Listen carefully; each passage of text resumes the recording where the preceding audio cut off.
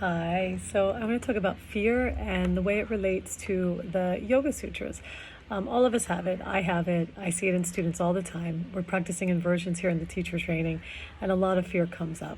And when you apply it to the Yoga Sutras, you start to realize that it's all in our mind. And what the Yoga Sutras teach us is not to identify with what is on our mind. And when that happens, we start to get triggered with these unconscious patterns and thoughts that are called our samaskars. And our samaskars, they're ingrained in us from past lives and our early childhood.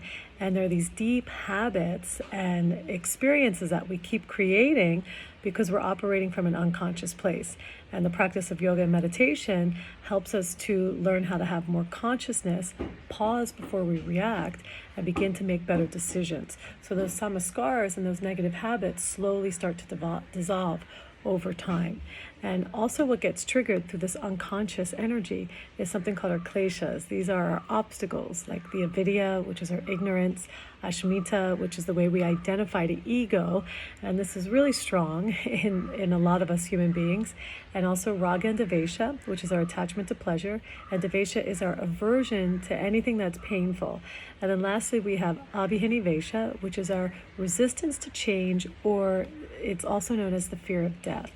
And so this is also known as our stuff. This is where our anxiety is. This is also where our fear is.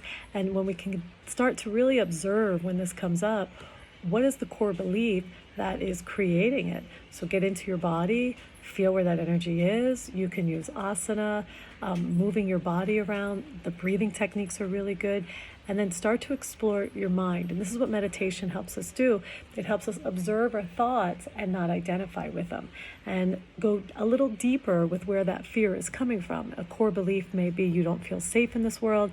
You may lack abundance. And then the sutras actually talk about we have the power to change our thoughts, just like we have the power to strengthen and open our body in asana. It's the same in meditation.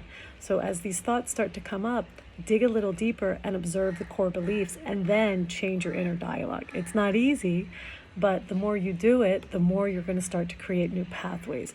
And also, fear is the demon of the root chakra. And the root chakra helps us feel safe in this world.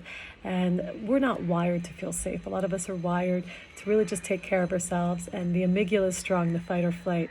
And so a lot of our practices, especially in asana, are teaching us how to get grounded in our body and how to feel safe. So when fear comes up, get right into your body. I often find exercising, asana practice, any type of movement or breathing is a way to get in there, and then observe that core belief of where it's coming from.